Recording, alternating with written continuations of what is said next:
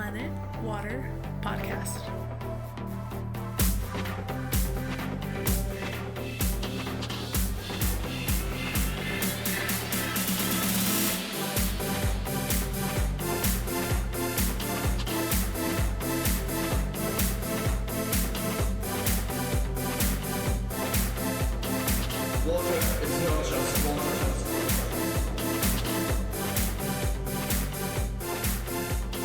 Hello, everybody. Hey guys.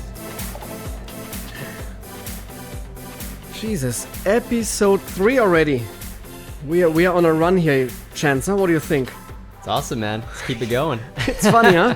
And our technology gets better and better. Yeah. I have a feeling we have 2 more lights. We have 1 more angle camera, so we're getting better and better and more professional over here at the Planet Water, the H2Know podcast with Chance and Martin. Starting to look like Warner Brothers in here. Yes. My wife goes nuts every day now. He's like, "Oh my God, Martin, what are you doing to my living room?" And it's getting a little bit out of control. But I promised her I will always put everything away after the podcast, and I will build it up every day after before we starting the podcast. So we are golden now. My marriage is still safe. But I have to be very careful, obviously, what I'm doing to our beautiful living room here. Oh, man. Yeah. I have to say, Ed, we had so much fun on the last episode, huh? With Stefan Euling. That was mind-blowing. That was crazy. Fascinating. Yeah. And I want to say thanks again to Stefan, who came over, and we had this amazing wines, and we had the great waters right next to us. And it was so much fun to drink all the different types of waters and compare them to wine. And I was blown away how different some waters tasted in comparison to the wines. Huh? What do you think, Chance? Yeah, it was really cool. It'd be really interesting to get somebody in that might have a scientific perspective on how the different mineralities actually affect the taste when you're like trying different things like food and wine.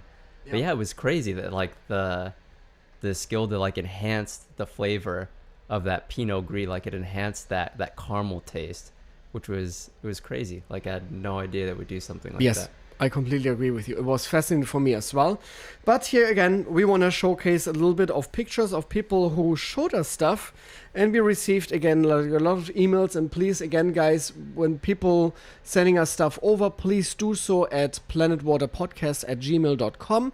And don't be upset when we don't showcase right away your picture. We're trying always to select some pictures, and then the next pictures will be becoming in the next episodes. But these times, we received a great email from Briar Manuel. Thank you for being participating in our little like picture game here. And she has a very interesting story, Chance, huh? What is she doing? She's a water engineer, right? That is so cool. Yeah, that's amazing. I love this. And they saw that you are looking for mummies to send in photos to your next podcast. Obviously, we're still here with I feel sometimes we're like related now to Your Mom's House podcast. I know, right? Because we're getting all these amazing emails from the fans of Your Mom's House podcast with Tom Segura and Christina Pasewski. And it's always fun to see all the love what still the Your Mom's House podcast gives us. And she obviously is a mummy from the Western Water Association. And they're sitting in British Columbia, huh? Yeah, they're drilling a groundwater supply there. That's great. So, and there's an amazing picture of her where she's drawing and giving beautiful water to other people. And I love this. This is a very, very cool picture. And when people watching us on YouTube, you can see the pictures. For the people who are listening in on all other devices, please check us out on YouTube and give us your thumb up right there.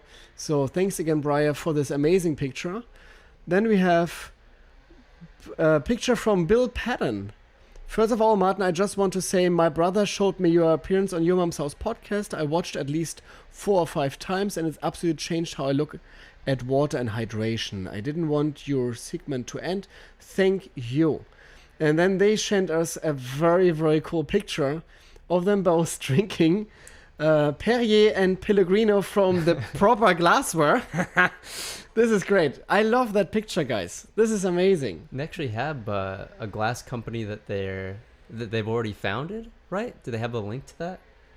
So next, I do produce development for a German-owned glass company based in Mount Pleasant, Pennsylvania, the former cut glass mecca of southern of Southern, called Rolf Glass. That is very interesting. We produced rolfglass.com, so check them out if you guys have a chance. Yeah, that is cool. We produced the piece shown in the photos I've attached. If you'd ever been interested, I love to work with you and do some signature water glass. That's a great idea. There's actually a big story in Pennsylvania right now. In Pittsburgh, there was a water main break, actually. So like 8 neighborhoods there, they're telling everybody that they need to boil their water for at least a minute before consuming it, because when there's a main break, it lowers the water pressure, and when the water pressure is low, that creates an environment so that bacteria and stuff can actually build up there. So when it's fast and the pressure's normal, bacteria can't grow. But since there's that main break, they're like telling everybody to boil water, and people who can't, they're like bringing like crates of water bottles out and stuff to people. So that's very interesting. That's very interesting. It's very scary, obviously, for people who are living in that area. And please boil your water then at that point. Yeah. In my opinion, maybe you want to go to the grocery store as well and be the bad have and take some bottled water, because then you know there nothing can happen to this. But again, like, thank you so much for this amazing picture. And then Terry Wallman sent us a great picture in as well. And Terry, Chance, you will see Terry coming along to Patina on New Year's Eve, because he is one of the musicians. He always plays on New Year's Eve at Patina Restaurant. Oh, that's amazing. So awesome. I love that Terry Wollman checked out our page. Please visit him at terrywollman.com. And he really plays beautiful, great music. And he will entertain our guest at New Year's Eve. So Terry, thank you so much. Thank you really much for this amazing picture of you. And I'm looking forward to have you in 1.5 weeks, huh? Yeah, and it's same. already New Year's Eve. Can't Crazy. wait. That's nuts. And then Bradford Imson. Nice picture. Martin, I had one of your interviews to thank me for seeking this water out. Lucky for me, I randomly went into La Grande Epérique in Paris. Well, Paris, huh? And stumbled upon the gigantic wall of waters. Saw this, had to buy one, and chill it in an ice bucket. Cleanest water I ever tasted, so thank you for the tip. My friend think I'm nuts. Hey, Brad. Oh, wow. We don't think you're nuts. This picture is amazing. This is next level. Yeah, this is the Berg water from Canada, what we have at Patina. And this is a great water. So very, very nice job. And I love the ice bucket feeling in the background with the Serviette and then the Berg water right in front of it from Canada. So thank you again for everybody who pulled us and gave us some pictures. That is very, very cool from you guys. And we wanted to showcase one more thing before we're having a very special guest today. It's Michael Mascha from the Finewater Society. And I wanted to showcase first his homepage before we will actually talk to Michael today. And please visit him at finewaters.com. He's the founder of the Finewater Society. And there's an amazing, great homepage on, again, finewaters.com. And you can check him out right there. And it's very interesting to discover all the beauty about the different waters. You can go right here to the different countries.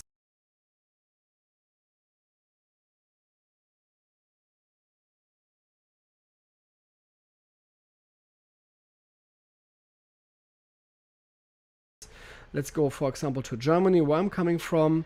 And then there are different waters categorized, a little story about the water consumption in Germany, and then all the different springs, what comes in Germany. Wow, look at that. Look at this, over 500 different springs coming from Germany. So it's a great site to, when you're thirsty for a little bit more interesting waters, check them out. And we will have Michael shortly here on the podcast. Can't wait. It's on part 2 about this Planet Water, the H2Know podcast. Right behind Chance, you see maybe our new sign, Planet Water. And we will let always our people who are in the studio then with us sign this sheet or sign this sign. So this will be a lot of fun as well. Hopefully we will have a lot of people. I heard some very interesting people coming to the show. I don't want to already tell you who is coming, spoil anything, but mummies, you will be very happy. Just to give you the heads up right there. So we will have some very interesting people coming to the show. We will have several comedians coming to the show because it's always fun to have some talk with comedians. And we are really looking forward to have all this kind of interesting people coming to our beautiful Planet Water, the H2Know podcast. And Chance, what we're going to do now? Let's get Michael over FaceTime, I think. Let's do it. Let's dial him in. Welcome to Planet Water podcast, episode 3. Chance, it's part 2 of the episode 3 because we just taped a little bit already beforehand, and now we have our special guest, and I'm very, very happy to introduce Michael Mascha from Finewaterscom to everybody. And thank you so much, Michael, for being here via FaceTime. I love technology, and I think it's amazing that we can do this here. Thank you very much for having me. Of course, I would love to be there in your studio and share some water with you, but this is probably the next best thing, and I agree with the technology. It's amazing. Yeah, I'm always saying water should not be a dry topic, so I think we should drink some water. And next time you're in town, Michael, please stop by here at the Planet Water headquarters, and we are more than happy to have you here in the studio. And I think that would be great to taste live some waters with you. But Absolutely. Still, I think it's amazing that we have you on the show. And the first question, obviously, we wanted to ask you, Michael, why water? Why water? Why water? So for me, it's a personal story. And for the longest time in my life, I have not paid any attention to water because I was very much focused on wine and, had a huge wine collection. And one day I didn't feel too well, went to the doctor. He did an EKG. And I'm not a specialist, but I could tell this is not good. Okay. So a little bit later, I'm in the hospital, and I had now a cardiologist, which I never had before. And he told me that I could either live or continue to drink alcohol. Okay, that's an interesting choice. I hesitated because Krug just declared a vintage, and I ordered one of the cases. So I was looking. Oh my god! Oh my god! Oh god! I feel with you right now. We had episode. So it was a difficult choice to say the least.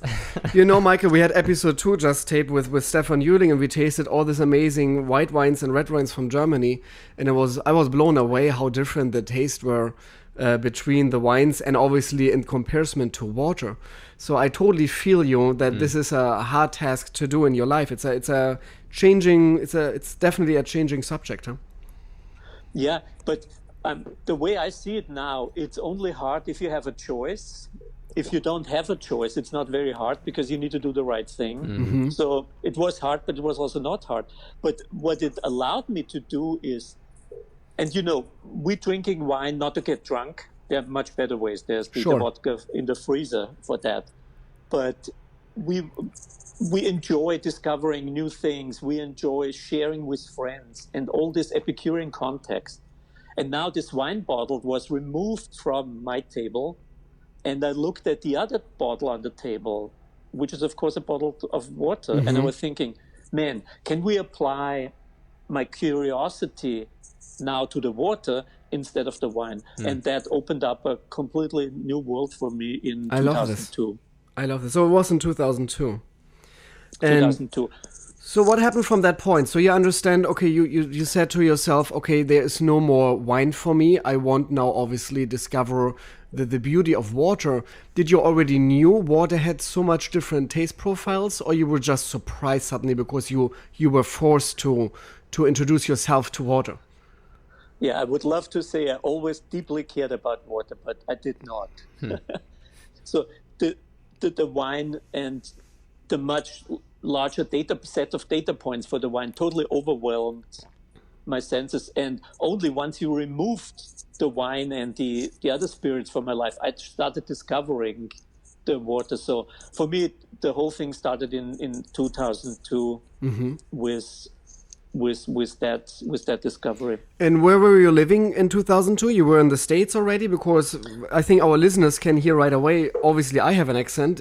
Somehow you have an accent, and Chance is here the only guy who doesn't have an accent. So, so it's almost like it's called like the Planet Water European show almost, because we always have these European people now on the show. So tell me where you're from.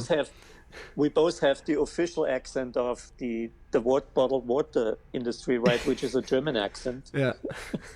So I'm originally from Austria, and I actually lived in Los Angeles at that time, and had a technology company. And it's also a very nice connection I have with you here, is that our favorite restaurant back then was the old small patina, where Joachim still was standing in the kitchen. And this is where we spend most of our money on wine. I like that.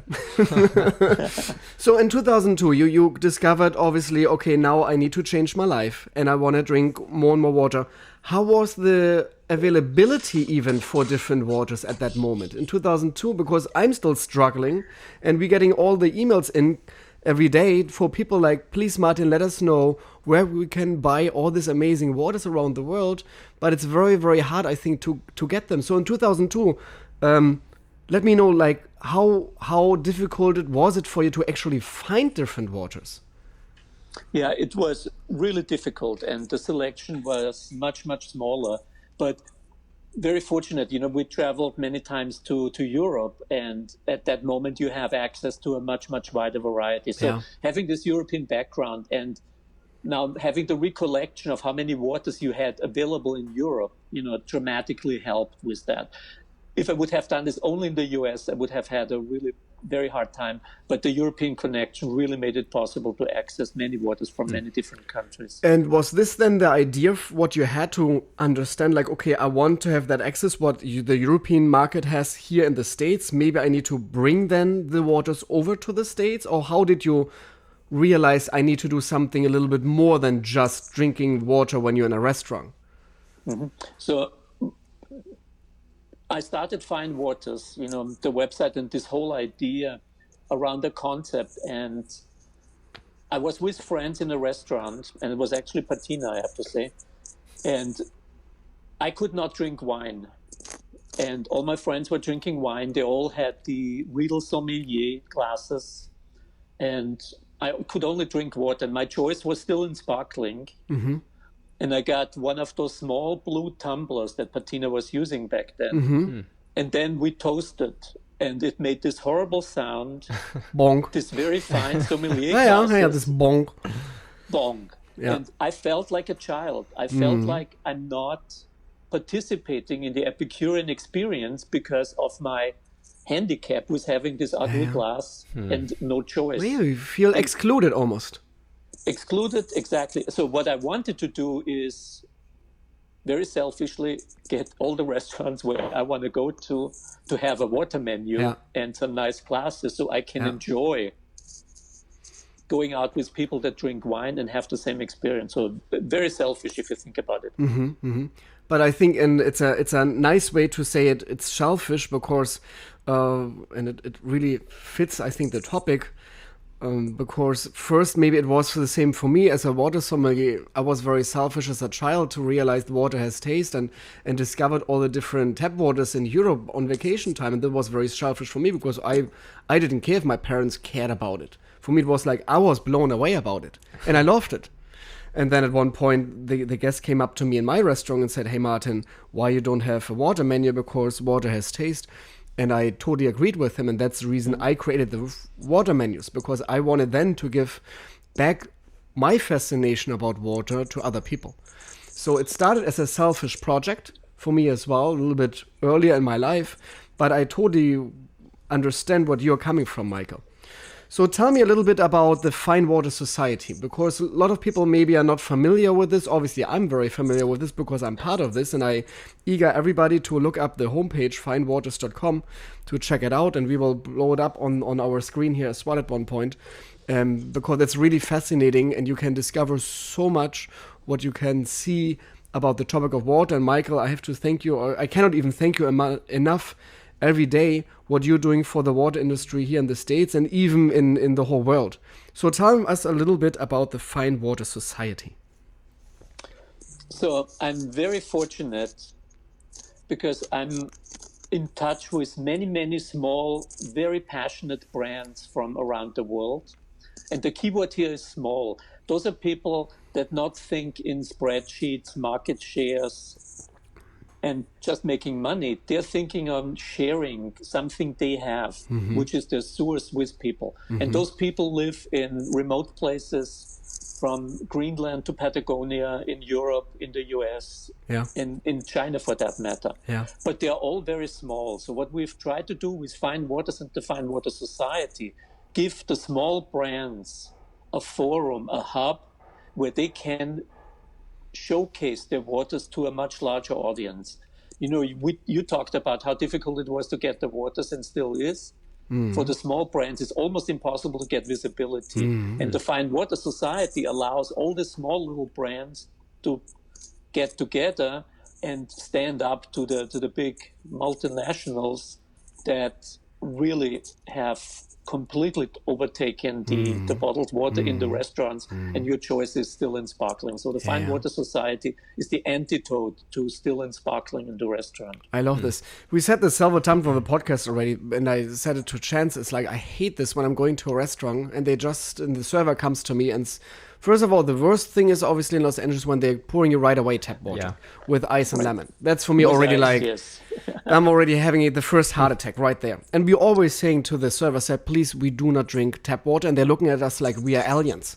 It's like, why are you not drinking tap water? Are you nuts or what? You think, I'm not so into a highly acidic, highly processed chlorine water. Yeah. It's not my water of choice at that moment. I already left even restaurants just for that reason. When they could not give me any bottled water, what I preferred, and they just had purified or tap water, I think, I'm so sorry, I don't want to drink today, but I don't want to drink a highly processed soda or tap water. I'm sorry, what else shall I drink? What else is my choice? And my choice is nothing. Then I think, in my opinion, you lost me as a guest. I'm so sorry. And they have to feel it. And I will always tell them, you think, you don't have real water? And I had somebody from Coca-Cola last time in the restaurant. He was so proud. Oh, yeah, and this is... and he was introduced to me like, oh, and this is our water sommelier. And he's like, oh, that's very interesting. And he was like from Atlanta, some high up from Coca-Cola. And he's like, oh, that's very interesting. And I told him, it's too sad that Coca-Cola doesn't own any water. And they're like, what did that mean? Yeah, sure, we have water. He said, no, you don't have water. Oh, boy. No, we have smart water and we have Dasani. He said, yeah, that's not water. And he looked at me like he didn't know what I even saying to him right now. He's saying, yeah, but purified water is not water, sir. It's like, no. You need to have some spring waters. Then we can talk a little bit about it. Now they obviously purchased Topo Chico. We all know this. And I think, Michael, you know this very well because you're living in Texas. And Topo Chico, I think, is very famous in Texas, huh? Yeah, it really caught fire in especially Austin amongst the hipsters. So it's now a really, really hip thing to drink your vodka lemon with Topo Chico. So fun. That's not a drink. Yeah, and Coca-Cola saw that opportunity and pushed it for $220 million, what they bought Topo Chico for I think 3 months ago now, 2 or 3 months ago. Yeah, crazy. So you can see again, like the bottled water industry is very hard.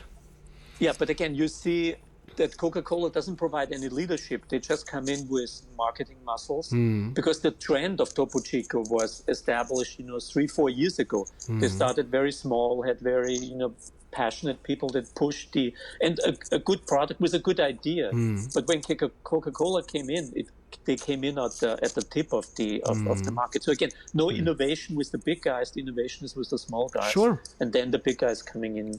Sure, but this is like we see this, and I think in technology in general, we see it with other corporations that small corporations will be bought off then by bigger corporations because at one point the smaller corporation might be a threat to them. Yeah. Because they're so innovative. Yeah. But the problem is, I think what I always see when a big corporation buys a smaller corporation, the fun will disappear a little bit of that product, and the innovation will be disappear because now they have to tell their superiors all the time and ask for approval. Exactly. A smaller corporation can way faster react to the market. Yeah, they're much more nimble. Correct, when it comes to making big decisions. And has a little bit more fun to it. Yeah. And can risk a little bit more fun because they don't have to lose so much.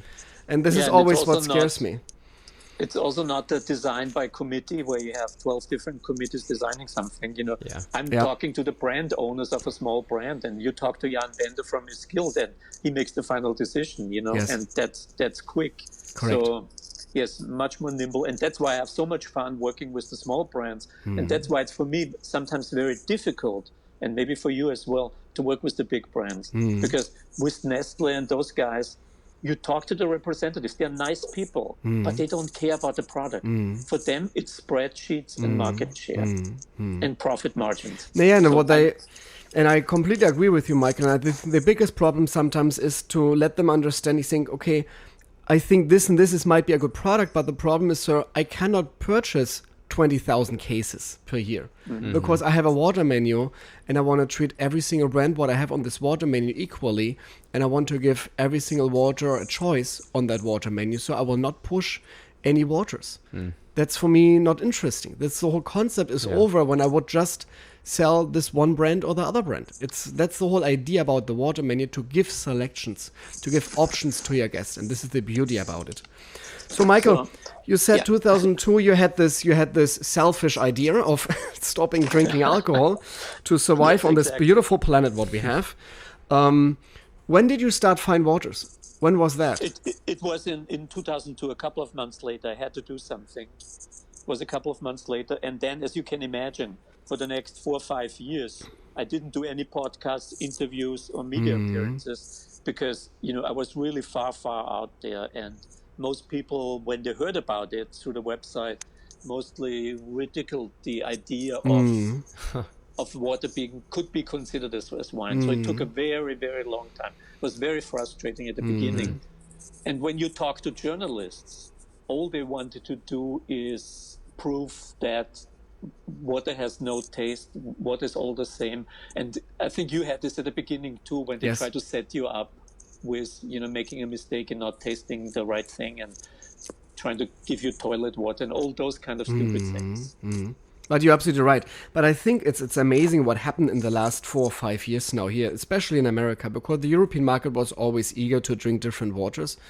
Even in Germany, we have 500 different mineral water brands. And we're just talking about mineral water brands. We're not even talking about purified water.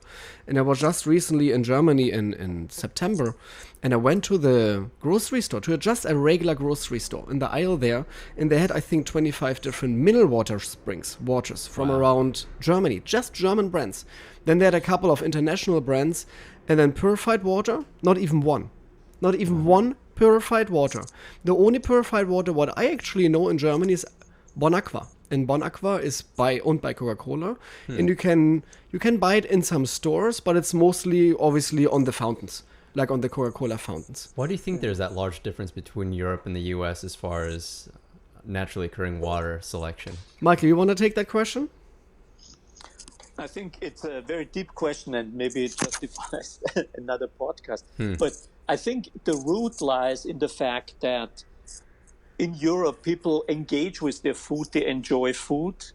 And there's a very strong trend in the US that food is something that needs to be scientifically approached and something that you need to be careful with. Don't eat this, don't eat this, don't eat this.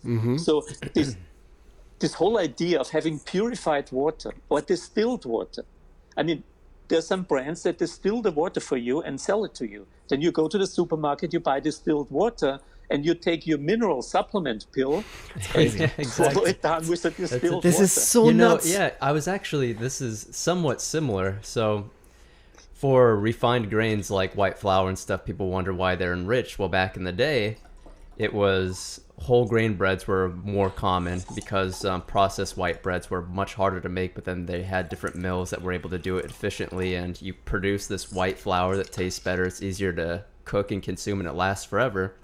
Then all of a sudden people start getting all of these medical issues and problems, and they start realizing all the stuff they're stripping away from the grain was actually containing all of these minerals and vitamins and stuff, and they basically reverse engineered it where they just strip all that stuff away and then add it back to the white flour and like supplements and stuff. So it's like Americans are obsessed with reverse engineering the process, and then they figure out there's actually something there that's important and put it back in. But I think we see it on the purified water market right now here in America, because everybody knows that electrolytes are very important for you, but then obviously a distilled water does not have any electrolytes anymore in it. So the purified water companies thought, okay, somehow we need to market ourselves, and they're putting now back on electrolytes added, and then in very small amounts for taste, because they cannot put any beneficial claims to it, because the amounts of electrolytes and minerals what they're backing in is like this. Minuscule. It's like it's municipal. It's like almost not lower there. than tap, right? Yes, correct. The tap water in Los Angeles has 10 times more electrolytes than purified water companies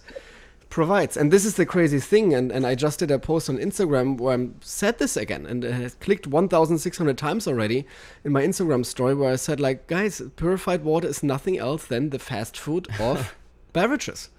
This is nothing else what absolutely. it is. And I know that, Michael, you completely agree with me and you're so aligned with me about the purified water companies. And in my opinion, not tap water is a threat for bottled water, nothing at all. Purified water companies making my life as a water sommelier very hard. Because a lot of people still think, oh, it's all tap. So it doesn't matter. Yeah. But that there are so many amazing, beautiful springs around the world. It's fascinating. It's really, really fascinating. So, Michael, we talked a little bit about the Finewater Society, and we talked a little bit about your homepage. It would interest me, like, when maybe people listening in right now who have a water company, how can they contact you? How they can get on your page? How can they spread the words? I think the easiest is really there's a lot of contact information for Facebook, email. Instagram is now very popular. So just drop me a line. I would love to learn about new springs, small companies. We can provide visibility. And I think it's something that's very close to both of our hearts is the idea there is no best water. Correct. It's the idea that water has very unique characteristics, and the brands need to focus on the characteristics of their water, not telling the world they have the best water. Yeah. If there were 100 bottled waters that tell you the best water in the world, the consumer says it's all bullshit because it's meaningless, right? Saying you have the best water is totally meaningless. Saying you have a water with a very high magnesium level or a very low TDS or very high TDS makes sense. And the second you do that, you can allow other brands next to you because you're not competing with them. A white wine person will never be jealous of a red wine person. Correct. Because it's a totally different thing. Yes. And you don't see that silly thing, I have the best wine in the wine industry because it's much more mature. Yeah, everybody will laugh about you. Huh? It's like yeah, exactly. No, I like this, and I think this is absolutely right. But still, when you're saying, Michael, there is no best water, I've been a judge on the Finewater Society competition, and we're giving out, obviously, gold, silver, and bronze medals to water companies. So is it not the opposite what you're trying to do, or is it the same? And so explain me this a little bit, the concept, because I think this would interest me, because we all know about Berkeley Springs, and Berkeley Springs, this every year, this big competition. And what is the difference between Berkeley Springs and the Finewater Society competition? Okay, so you notice if you go to the website, I'm not attaching numbers like, people do in the wine industry with the point rating from, 80 to 100, because I thought that's impossible. And for the longest time, I really resisted the idea of having water competitions. Unfortunately, when a couple of years ago, 5-6 years ago, when the water had its resurgence, people started doing water competitions. Yeah. And it was usually 2 toilet water, 1 tap water, and 3 randomly selected bottles from the shelf. Sounds like a great idea, yeah. But what people did is they published this. Yeah. There were some journalists, some pretty girl, and another guy, and they were suddenly water experts, and they judge the water. And you know what happens like with the wine. If people only drink Over Oak Chardonnay in California and you give them a white Burgundy for a $300 bottle, they will prefer the Over Oak Chardonnay because that's what they're drinking on a daily basis. Yeah, but they're used to. They used to. So what you have is, this was not a real competition. This was a publicity nightmare for the real bottled water industry, because you had this many competitions. And Berkeley Springs, unfortunately, the guy's probably trying to run me over in the truck if he sees me, but he's doing the same. Oh my God. He's hopefully not waterboarding you, Michael. He's doing exactly the same thing. So number one, what we did was a reaction to that and said, okay, if the public wants those kind of water tasting, let's do it seriously. Let's do it right. And you have been a judge, for the last 2 times there. We have now categories. We have low minerality, medium, high minerality.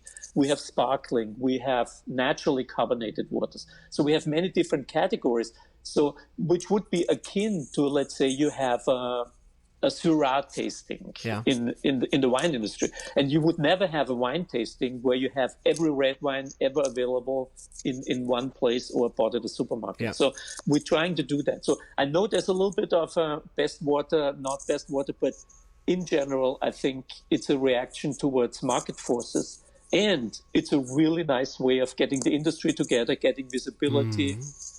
Getting you to China and enjoying a week in China, engaging with people. So that's the idea behind the tasting. I love the idea, and I think it's great what you just said, Michael, because that is a problem what sometimes people still think, oh, it's all the same. So water competitions, it's okay to judge a purified water right next to a spring water, right next to a sparkling water, right next to a water with extremely high TDS of maybe 7,000, like a Roy, versus a water what comes from a glacier like Svalbard with a TDS of under 20. So to put them both in the same category and taste them side by side, this might be interesting for your taste panel because it will be so crazy offsetting it. Yeah, but it's not a fair comparison. It's completely not a fair comparison. It would be the same what Michael just said and what I totally believe as well. Nobody would come up with an idea to say, hey, let's try a German Riesling versus a overly oaked Chardonnay in the same flight. And then tell me what is the better wine. That doesn't make sense at all. It's like it doesn't make sense at all. And that gives me another topic because that drives me still nuts in the grocery stores. Because we see the wine aisles everywhere and they are categorized by red, by white, by region, by terroir driven, by even price points. But when it comes to the water aisle, and I was just there at Ralph's yesterday, there's a Fiji there, then there's right next Dasani, then they have their own brand Ralph's purified water, then you see Pellegrino, then you see Evian, but they're all mixed together. It would be the same when you would go to a grocery store and tell the people in the wine selection, just mix everything up. Have champagne right next to Bordeaux, have Bordeaux right next to a German Riesling, have a German Riesling right next to a California Chardonnay, and everybody would say, are you guys nuts? Why are you not organizing your wine section? And I think it's our part, and I think, Michael, this would be an interesting topic for the Fine Water Society. Go in retail at one point and maybe hook up with Aqua Maestro, with Brett Spitalny, what we will have on the show as well at one point. And we need to, I think, educate the retailers and make them align as well to say, hey, right now, and maybe even a picture of a wine aisle completely disorganized. So, and this is pretty much your water aisle right now, sir. This is what your water aisle looks like for people who like to are interested in water but really don't know what's going on. And I think it needs to be separated and categorized by at least purified versus spring natural occurring source water. That's the first step. And then the next step would be then by TDS maybe or by country of origin. But I think it's very, very important to make people more and more aware of this, that water is not just water and that we need to push the envelope every day. And right now at the grocery stores, at the retail, it's amazing that they have so many waters now. Because in 2002, Michael, I think it was very hard to get even 2 or 3 waters in the grocery store. But now they have 10 or 15, but they're still completely disorganized because nobody knows the difference is really about water. And this is kind of sad. No, I totally agree. And again, we don't even have to do a mock-up of how this should look like. We just, take some pictures from Europe where you have H2Know in France having very innovative concepts of putting a rack into a supermarket that has exactly as you described it, showing that waters are different from different countries, different TDS levels. So it's happening already. It's just, again, in the US, not yet. Why the US is so behind when it comes to water? It's the same. It's the same. And general answer is again this attitude towards food. Again, it sounds ridiculous because you and I we both work in the hospitality industry, and you work in a very fine restaurant. But I still think that many Americans are afraid of food. Yeah, it's interesting, huh? They're afraid of food. They need to read and Google what they should be eating. And you know what happens in Europe when you grow up and you eat everything and you eat little pieces of everything. Yes. Yeah, pretty much my parents gave me everything. Huh? I'd never been asked. They always like, here, eat. Okay, mama, I will eat it. And there was no like, no, or there was no like, oh, I don't like this. He's saying, did you ever taste it before? And when I said no, then you gotta eat it. It was very simple Yes. for my parents. But I think, and I'm happy now that they did this, that they almost forced me sometimes to discover something new, because it kept my mind like thirsty. And I think we had this in the last podcast, who always saying like, why is the water sommelier saying stay thirsty? He should say stay hydrated. I'm saying stay thirsty because I think you should be eager to learn something new and discover the new beauty of water. Therefore, you should be thirsty to discover the beauty of water. And what water trends are you noticing in regions like Asia and South America, for example? You mean with the water or the food? With the water industry, so like bottled water consumption in general. Martin and I have been to China many times, and we're very excited about that market because they don't have so much history with the water there and with the availability of brands. So they're starting completely new.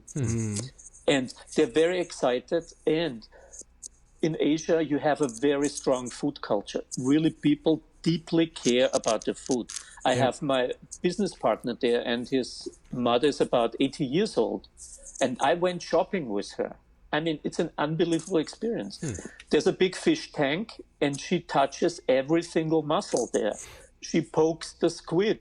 She argues with the guy, not, I don't want a dead fish, I want this fish. You know, this idea that how to engage with your food is amazing. And what you see in the US here is people going to McDonald's or any other, fast food place and ordering something that is a food-like substance that has basically nothing to do with food. Yeah, correct. And then, of course, have the processed water with it. Yeah, and then a perfect match. Yeah, and then you're wondering why maybe you have headaches, or why you're not really empowered anymore, and why your muscles are always, or why you're tired, because you might be don't even put enough electrolytes and minerals into your body, because these are so essential to your life and so essential to drink. And I think a lot of people still, and the argument is always, oh, Martin, but all the healthy minerals, I can just eat them. Yeah, but a lot of people don't eat healthy food. Exactly. That's a problem. And even the World Health Organization. Yeah, they don't eat food, correct. This is not food even considered. Even the World Health Organization, so they don't recommend purified water, but they did a study, and it was an animal study, where they actually gave animals adequate amount of minerals through their food, but still gave them purified water, and it resulted in these minerals leaching out of their bodies. Crazy. Still. So even if you have enough minerals from your regular diet, like maybe purified water can still take those away from you as well. It's very interesting, huh? Yeah, but obviously more research should be done on it. Yeah, it's also, we talked about, I lived in Los Angeles, and in 2006, I moved, I sold my company and, got sick of the traffic in LA. Well, I understand. I can agree with you that every time. And we moved to Texas. I live now in Texas, in a very small city about 5 miles north of the Mexican border on the Gulf. So very subtropical, think, southern Florida kind of climate. And when I came down here, I engaged, with the community, we're asking where's the farmer's market and all those things. And of course, there was nothing like that here. And then I read a study, which really shocked me, is that there's a 52% in my county, the people are obese, 52%. 32% are overweight.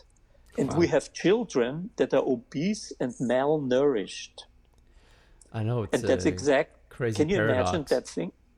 The paradox is they don't eat food, right? Yeah, exactly. Empty calories. They're eating the empty calories. They get really big from the calories and from the sugar, but don't have the nutrients and minerals. So I know this is not a food show. No, but it comes all together. It plays all together. It comes all together, because if you care about water, then I can guarantee you care about food. Oh, absolutely. And if you care about food, you should care about water, not only food and wine. Yeah. And that's why it brings back full circle. That's why restaurants should allow you to care about your water. Yes.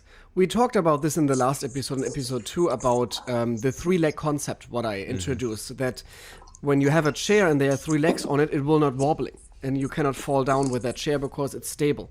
And I think it's a very German proverb. Yes, but I think it's the same in the restaurant business. It's food, wine, and water. These are the three legs who are working very closely together.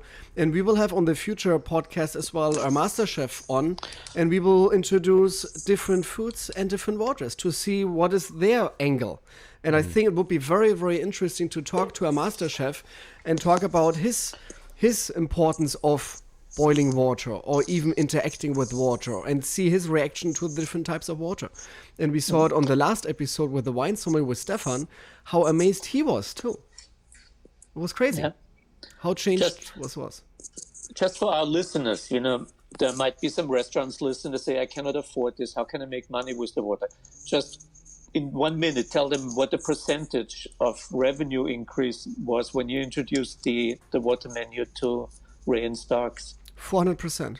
Wow. 400%. Yeah, 400% more water sales at Riese and Stark right away from the get-go. It was insane. And nobody was thinking this. And I have to say, and thank you, Michael, for bringing that up, because I had to fight very hard for my water menu at the Batina restaurant group, because our purchasing officer at that moment, he's not with the company anymore, but actually I like him. He's a good guy.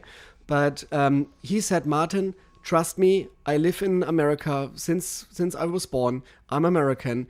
Nobody will pay for bottled water. Everybody will drink tap water. So you don't need to even think about this whole concept. It will be very expensive to bring all the waters in, the inventory even. Then we have to print this whole water menu. This is all cost just like it literally will pull down the drain. You think, no, I don't think so, because I knew the concept was working in Germany very well. And we got so much media attention on this. You think, let's try this at least, guys. Let's be open-minded to something new. So we launched this at Riese and Stark Bar in the beginning, and we put a press release up on the second day, and on the third day, I was on 4 TV shows.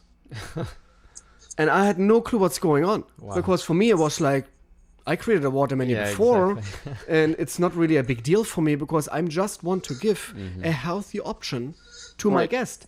That is the whole point. Why I created water menus. I want to give an option to people who maybe don't want to drink for health reasons, like Michael, for reasons as religious reasons maybe, where they're saying like, you know what, as religious reasons, I don't want to drink any alcohol. That's totally fine. Then for some people who saying, not even the doctor said I had to stop, just like, no, I like to be hydrated. I'm not interested really in drinking alcohol. Or for people who like to be sober and are the designated drivers. So they feel excluded as well in restaurants. A lot of restaurants. And they have to... But what drives me nuts is that restaurants say, I cannot afford it. And you have to prove that they can increase their sales by 400%. Yes. So again, I'm baffled how stupid restaurants are and why they're not doing. So number one. Number two is, you mentioned the Patina thing. Patina is a very high-end restaurant in Los Angeles. Yeah. So they nickel and dime you for the bottled water. So do the same thing now with the food? I know they don't, but I have the perception, if I go to a place like this where my only choice is, San Pellegrino and Panna, is, what about the fish? Is this really the top shelf fish, or is this something that was a little bit cheaper but almost as good and almost perfect? So it bleeds into this whole idea that the chef needs to care about the food, the wine, and the water. Yeah. And I have to feel, I've done many tastings, and you have done this too, many tastings where I have now chefs on the table. And I think the chefs are very easy to convince. I think the problem right now with the restaurants is probably the management of the restaurants, the purchasing people, and maybe the fact that very few individual restaurants exist anymore, right? They're all becoming part of a big group or something. Correct. But there's like a silver street on this guy, I think, because I know that Disney, for example, has a water menu on their cruise ships. So there are bigger corporations who think, okay, this is actually a nice treat, and we want to do this, and we want to push it. And there's a restaurant here in Los Angeles who opened a French small little restaurant in Santa Monica, and they launched a big water menu. So I was very eager. They never reached out to me. What was, I think, was a little weird that like, okay, you're creating a water menu with a water concept and it's called Water Bar in Santa Monica, but you never talk to the water sommelier who's actually right in front of you. I thought like, okay, why not? It's like, I'm just moving over there and I just wanted to test it out for myself. Yeah. And I had a feeling that this whole thing was a little PR scam thing, because I went there, they had these beautiful bottles on the shelves, what you have as well in the background there, Michael. I adore this. Our little water closet here behind me is like nothing against your selection, what you have there. And I went there and they gave me the water. First of all, they didn't give me the water menu. I asked them, you think, I heard you have a water menu here. Oh yeah, you have this water menu. So okay, the server gave me the water menu. And then I looked at the water menu, nicely done, it was totally fine. And I looked at both pages, they had around 40 different waters, what they claimed to have. And then I started to order the first waters. Oh, I'm out of this, I'm out of this, I'm out of this, I'm out of this, I'm out of this, I'm out of this, I'm out of this, I'm out of this. So they actually had, I think, 6 waters at what point. Oh, wow. And then I said, okay, great. So, and then I said to the server, so, okay, I have like these 2 different waters, can you tell me a little bit about it? And he looked at me like, what does this idiot want from me? Like literally, like you could feel he was like so like, oh my God, now this freak here. That's unfortunate. Who want to ask about water, and like he literally like I gave him the ball. It's like I'm always saying it's like a soccer or like a football game. I'm giving the ball to you, and he literally not was playing with this ball. He was just like having a knife, putting a big hole into this ball, and this whole thing blowed up in my face. And then done the conversation. He was like, do you know what? I don't care. And I asked him, so who came up with this water menu? Yeah, somebody from our manager, I think. So they had no clue what they actually had. And that is a problem again. Creating a water menu, and for people who maybe are interested to create water menus around the world, please do. But that means it's the same with like a computer. When you have a great computer, you need great software. It's the same in a restaurant. When you're building an amazing restaurant, you have a great software. That means you have to have good staff, and you need to train your staff. And when you're creating a water menu, what I think is a great thing, and I would love to see a water menu in every single restaurant, because I believe every single restaurant should give you an option about the most healthiest beverage on this planet. It doesn't need to be 20, what we have at Patina. It doesn't need to be 40, what La Pergola has in Rome, a Michelin star restaurant. But maybe 2 or 3 at least. Give me an option on the most important beverage in our lives, guys. Give me an option. But please, when you're creating a water menu, and I think Michael is more than happy to help, I'm more than happy to help, guys.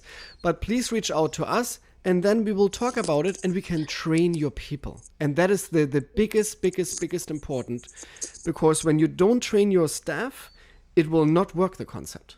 Because these are your salespeople, and they need to know why they have a water menu. It's the same with wine, the same with liquor, the same with beer. When you're going to a sports bar and you're going in there and you're saying, okay, which beer you have on tap for the bartender, and the bartender says, I don't care. You will say like, what is this for a joke here? What is this for a joke? Water is the same. It's for me exactly the same. Yeah, absolutely. I think it's again like with everything in life, if you do something, do it properly and show some passion. Yeah. Don't do it just as a PR stunt. Yeah. Because it's gonna blow up in your face. But I want to come back to the. Yeah, it will backfire you. It will backfire you. It will totally backfire. But let me come back to this chef idea. And recently, I was very fortunate to have a water tasting presentation with chefs. So I talked with the chef before. We created a menu, and we had a couple of other chefs in the audience, and we tasted different waters with the food. And we also had wine with it. The organizers insisted that there should be some wine. We cannot have a food without wine, this kind of concept. And after the first sip of the food and the wine and the water, the chefs immediately said, wow, wouldn't it be nice if the people would not drink wine with my food? And I was amazed.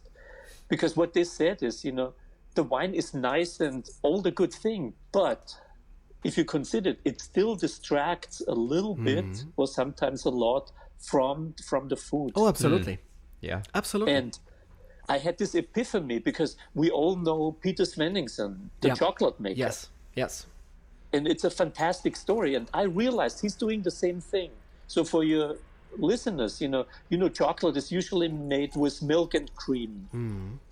And that is nice, but it dilutes the essence of the chocolate and makes it a little bit more muddy, a little bit more cloudy.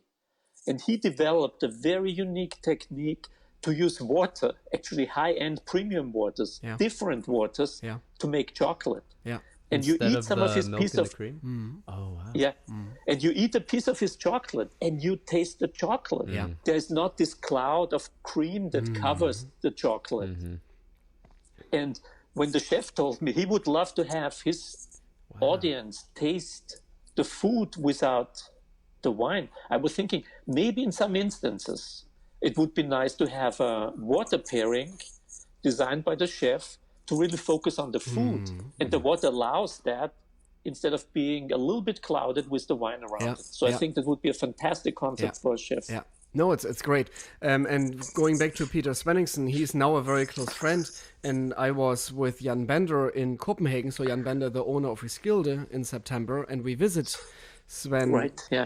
And it was for me unbelievable what he does. And there's a video, I think, on YouTube. I put it on YouTube. It's like a 30-minute video where Jan Bender, myself, and Peter Svenningsen talking about all the different chocolates, and you can see how he creates his chocolates based on the different waters. And they are mind-blowing. They're literally mind-blowing. And you can taste out, even out of the chocolate. They have they have one chocolate praline made with rye water, and you can taste out right away the rye. Wow. It's so clearly right there. And it's, for me, it was fascinating. And we will have definitely Peter Svenningsen on the podcast as well, because I think it would be very interesting to interview him to talk about his chocolates, first of all. And he's not like that he's like a guy who likes to eat chocolates and he creates some chocolates. No, he wins one competition after another worldwide right now. So he's a very, very passionate guy about his chocolates, and his chocolates are incredible. When you taste for the first time his chocolates, it has nothing to do with regular creamy pralines anymore, what you ever thought about it. Because the intensity, what you said, Michael, I completely agree with you. They're so interesting and so intense and so powerful, his chocolates, because the water is really helping and growing the chocolate by himself. And it's not this cloudy away. I love that concept, what wine can do sometimes when you have the wrong wine in your glass and the kitchen's trying something and it's not really fitting together, then it can be a very bad experience. And by water can really grow and help flavors to even grow in your mouth. And this was what we saw at the wine pairing with the Grauburgunder and the Skilde, that we all were blown away after we were drinking a Skilde, that we still could taste the whole flavor of the wine. It was not neutralizing it. No, it was actually growing in your palate. And it was even giving you a new level of taste. And this was for me fascinating, like literally fascinating. It really is. And you mentioned the disconnect sometimes between the wine and the food. And you probably know in the restaurant, you start with the whites and you go up the reds, and then the last thing is the big bold red, right? Yes. And then comes the cheese. And most people continue drinking the big red wine with the terrible. cheese. I hate this. And they have some goat cheese there. And it's stupid. It completely destroys the cheese and the wine. Yes. And it's really interesting. I've done a lot of tastings with different cheeses and especially not naturally carbonated water with a higher TDS. And it's a beautiful, beautiful match. So again, in a restaurant, the waiter should recommend, guys, stop with the red, with your duck or whatever you have, and then go to two naturally carbonated water. Here, 4 cheeses. They fit nicely. And then go to your port for the dessert or whatever. A sweet wine or dessert wine or something like that. Yeah, Exactly. I like this. But put that thing in between and let people relax a little bit and have a new experience. Yeah, and discover the beauty. Yeah, new experiences. I go to a restaurant not to get calories. I go there to have a nice experience. And if a restaurant shows me new things, I remember that. I recommend it. I maybe even, Instagram about it. Look, I'm eating cheese and I have those different waters. Oh, we see this at Patina right now. We're getting more traction on our posts, or like people taking more pictures of the water menu than the wine menu. Obviously. And I think it has two ways, because it's still something like so out of the box for a lot of people. What I still think like, okay, I'm doing this, but that's like the same what the press always telling me, oh, there's just one water sommelier on the world. I think, no, there are hundreds. There are hundreds of water sommeliers around this world. And I met through Michael now amazing water sommeliers from around the world. And it's so fun to talk to them. And it's fascinating for me to share my knowledge, to share their knowledge, and that I can grow my knowledge too. And it's very interesting, the different markets, how they are reacting to waters. Like China is totally different than the States. Europe obviously is a totally different standpoint, because they're a little bit far ahead of the game when it comes to water pairings, water menus, and water sommeliers, because most of the schools are in Europe. 3 schools are in Europe. We have 1 school in South Korea and 1 now in China.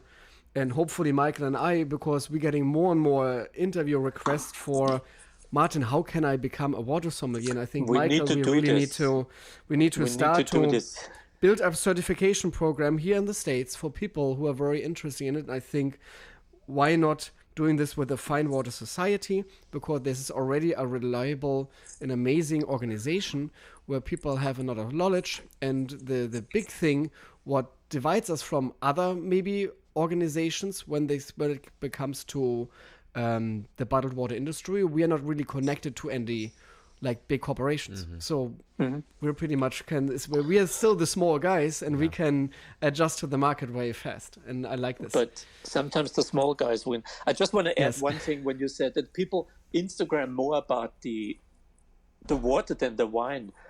I do the same thing. I go to a fancy party and people bring the $100, $200 Bordeaux, right?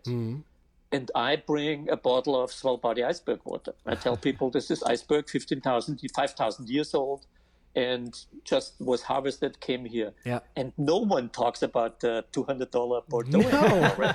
Sure, because it's so interesting. They're all like, wow, what is this?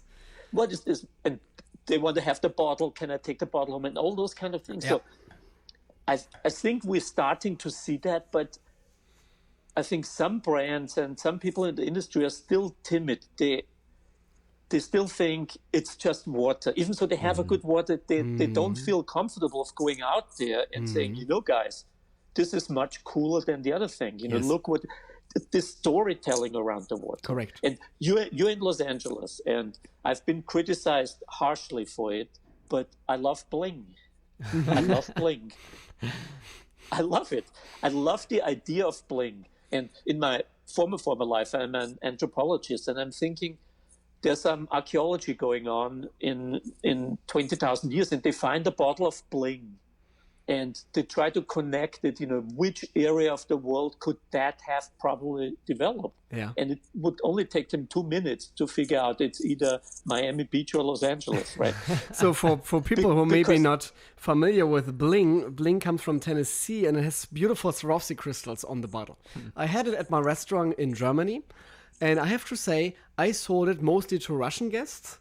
So and this bottle was not sold by himself. So when I saw, okay, we have like the typical people who look for the most expensive stuff, and you could see like they came with the Gucci bags, and they came maybe already with a Swarovski crystal bag even to the restaurant. I was just like grabbing that bling water bottle out of my fridge, and I just walked by the table. And trust me, gentlemen, come over here. Huh? And then like, okay, what do you have there? He's saying, okay, this is bling. This is like, I think we charged $100 for it back in the days, or 100 euros in Germany on my water menu. And he looked at me and said, what is this? Swarovski crystals, Tennessee water. Oh, interesting. You open one and one to go. It worked all the time. Wow. It's fascinating. And for me, the story behind is that the water has terroir, wine word, and I think we don't need to explain it for the viewers here. But I think water can have terroir, but I also think that the bottle needs to have terroir. And for me, bling, the bottle has terroir. And it's, of course, outlandish, but it's Los Angeles, right? Yeah. So those two, so the bottle has terroir. And I have here, while we are talking, I'm drinking, and I'm drinking Antipodes in the small great, 500 milliliter beautiful bottle. water, beautiful water. Beautiful water, beautiful bottle. And this bottle also has terroir. But this is New Zealand in the late 1880s. They had many different shapes for wine, for their local beer. And one of the shapes was this bottle. So if you look at this bottle and you put it next to the bottle from 1880, you can see there's a connection. There's a connection. So this bottle has terroir and Bling has terroir. Yes. They're just very different. Yeah. It's the same with Roy. The Roy water exactly. bottle is a very, very very old bottle. Very old bottle originally. What is for me fascinating, and I think Michael is grabbing it right now. Yeah, I see him right now grabbing Roy, that our viewers who are following us on YouTube, because people maybe still don't know, the podcast, guys, it's not just on iTunes, it is on SoundCloud and Google Play, but as well on YouTube. You can see then the video, and Michael is showcasing right now the Roy. It's an incredible bottle, and I have it here in the background as well. Yeah, let's see. Look like you can see You have it there. Here too, we yeah. go. I have it in there. here as well for everybody who likes to see Roy. I have it here in the picture. I'm a big fan of Roy. I love the story of Roy. They're doing a big relaunch right now in Dubai.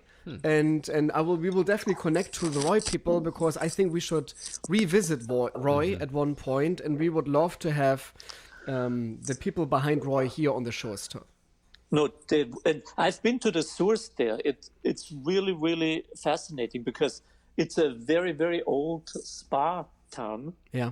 And it's really, you've probably noticed I'm drinking water from a very fancy glass. Remember the story when we talked about the kind of the cling in the I have restaurant? the glass here as well, right in front of me. So I designed this glass, this water glass, because I wanted to have a proud glass. So it's a little bit taller than the red wine glass from the Riedel Vinum series, because I wanted to have the tallest glass on the table. Selfish, huh? Here we go, huh? Somebody's selfish again, right? Michael, huh? But it also turns out that everyone in China wants to have a tall glass, so this, it's all pretty well. What is this about now? There's something else to But compensate. the really interesting idea is that this glass was actually handmade, hand-blown.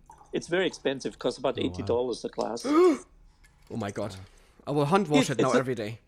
But it's the same. It's the same as a Riedel sommelier, right? You take a black tie sommelier. It's the same price. And why should they have more expensive glasses than we do in the water? Yeah. But what I wanted to say is that there was this spa for Roy, and people came there and to get cured, and what they got cured from is not drinking the water in the city back then. So this must be the main part of the cure. And they wanted to take the water home with them, but there were no containers. So they started a glass company in 1611. Amazing. Next to the source. And this glass here is actually made 500 meters from the source of Roy. Oh, that's great. I love this. And the reason the glass company is there is because people came to the source of Roy. Look at this. It's stories, right? Those are stories. This is what people, and for me, drinking water is the emotional connection from where you are to the source. And a good brand allows you to make that emotional connection. Yeah. No, this is great. I love these stories. And this is always what I think the guests eager to hear in the restaurant at Patina. And even when I'm getting interviewed, the media is always very interesting. Like, so tell me why water has taste. And then I'm always telling you it's about the terroir. And then you start to tell the story about the different springs. And people start to get very, very fascinating suddenly. Because they all think, oh, it just comes from some factory. Yeah. And when you think then again, yeah, sure, purified water does not really has a story. Because it's not really fun for a purified water company to tell us, oh yeah, we're taking municipal sourced Montebello water from Los Angeles, what's already very highly processed. Then we're processing it again because we're getting rid of everything. So this is now double processed, completely dead water at that moment. Then we're adding back some very small amount of electrolytes. We're putting it in a very cheap plastic bottle and selling it for a price at the 99-cent store. Yeah. So do you really think that this water is now the best water on this planet? Do you really think that this water has the same value than a Roy or a Svalbard, what has hundreds of years tradition behind that water, that people even went to the springs because they were fascinated about the springs, to taste the differences in that spring and even the health benefit on the springs. And I think this is like what people still are legal, like what you said, Michael, as well. Like they all think like, oh, it's just water. And I hate this just. This just drives me nuts by water because, oh, it's just water. Oh, just your life. Oh, just our planet. We all know, global warming. It's a fact. I don't know who else is really argumenting on this. I know politics, please. Yeah, no politics, but it's for me fascinating. It's fascinating for me. I live in Texas. Yeah, but it's for me still fascinating that people really are so ignored and going through their lives to ignore everything. And yes, we all know water has value and water should have value. And when people are saying, oh, Martin, but we all know this video about $100,000 water what I opened for GQ magazine. 10 million people watched that movie. And a lot of people said like, oh, this is ridiculous. I would never pay $100,000 for a bottle of water. Okay, let's think about this and say, okay, when you are now in the desert and you're there with a suitcase with $100,000 and there's a bottle of water right in front of you and you have the choice. You're going to die or you're buying $400,000 of the water and you will survive. What are you going to do? So I want to see the person who will say, I want to save the $100,000 and I will not hydrate myself to survive on this planet. So I want to see this. So that's the reason why sometimes maybe it's crazy that we're talking about $100,000 water. But yes, water has value. Do I really want to spend $100,000 for water? It's all relative for the money, obviously, what you make privately. And I understand water should be a human right, and I'm not agreeing with water should be expensive or water needs to be exclusive to people. I strongly believe, and I know Michael and Chance does the same, we all believe that water is a human right and water should be accessible to everybody on this planet. That doesn't mean that bottled water is wrong. And this is like, I think, what people need to understand as well. And we're living in Los Angeles. Trust me, when suddenly there will be maybe a big problem here for earthquake or something, we need bottled water at that moment. It's very important that to have bottled water at that moment because maybe the municipal sourced water will be not available at that moment. So I think bottled water is extremely important. Yes, Martin, I have an example for you. So you are in the desert. You don't have a suitcase with $100,000, but you only have a bottle of smart water. That's a tough question, huh? That's a tough question. Yeah. And I have to say, I never bought in my whole life a bottle of smart water. I never did. Buy it. You find it. You find it. No excuses. I never bought. Excuses. No, I never bought in my whole life a bottle of smart water. But yes, absolutely. And I will say it right here. When it's like the devil eats flies, huh? Or something like this. There's a saying. So yes, I will drink then smart water. I might be not enjoying it, but it will help me somehow to survive. Yes, the watermelon sommelier said this. So please, Coca-Cola, you can use it now in your PR that the water sommelier will drink smart water when it's really hardcore. But see, it's the same thing. You know, when I had to stop drinking the alcohol, it's not a choice, right? At this point, it's not a choice you have. Yeah. It's absolutely clear. So I don't think no one will hold it against you. I would just be careful if you're on a sidewalk and you want to cross the street and you see a car that's labeled smart water. I would stay on the sidewalk. I have to be careful. Huh? No, this is great. This is great. Wonderful, Michael. No, this was super interesting. We are over an hour already, so it was fascinating for me to talk to you, Michael. And I think because there's so many more questions I think people would have. Mm-hmm. And I eager everybody who listened into the Planet Water podcast, please send us your questions into, obviously, planetwaterpodcast@gmail.com. Or you can send it into the Fine Water. What is your email address, Michael? Michael@finewaters.com. Okay, so please send Michael an email to michael@finewaters.com. He's more than happy to answer all your questions too. And or Instagram is also Fine Waters, or Facebook Fine Waters. That's great. I love this. And there's one more thing. I'm repeating myself like. Because we did this one more thing. We had this one more thing last time. One more thing. we wanted to talk actually about something with Michael. What you have a little hobby, I think, and I see a beautiful picture right behind you of a beautiful painting, and it's water related. I think your hobby. because obviously we both like to drink, but we are very artistic people, Michael and myself too, and I think Chance as well. So please share a little bit. What is the story behind your artistic feelings? I'm doing photography now for the longest part of my life, and I'm really I'm not doing children or dogs. I'm doing artistic nudes. The very classic tradition of artistic nudes. And when I discovered the water, I was really fascinated. And one of the series I've worked on is called Mermaids, and it's really taking artistic nudes in the water, because if you shoot people, I mean, take pictures of people, you know what I mean by shooting people. If you shoot people on land, we have that thing called gravity, right? Yes. And all your poses are limited or defined by gravity. And it becomes really, really interesting if you move that whole equation into the water, underwater, and playing on the surfaces, because you have gravity doesn't exist anymore. Correct. And you have that kind of really, really interesting blues. So I think I sent you a link for some of my work there. And we have it up, the link. So you're in one page, and we have your link up with fineartnotes.org. And I think it's fascinating, the pictures. I love this. Hopefully YouTube will not say we cannot show this on YouTube. They're very blurry, so I don't think that we have problems. And we are on the mermaids right now. Sorry, Michael, that you cannot really see this, but I'm fascinating about the concept here. It's very, very nicely done. That is beautiful. Nice. Yeah, it's great. We love this.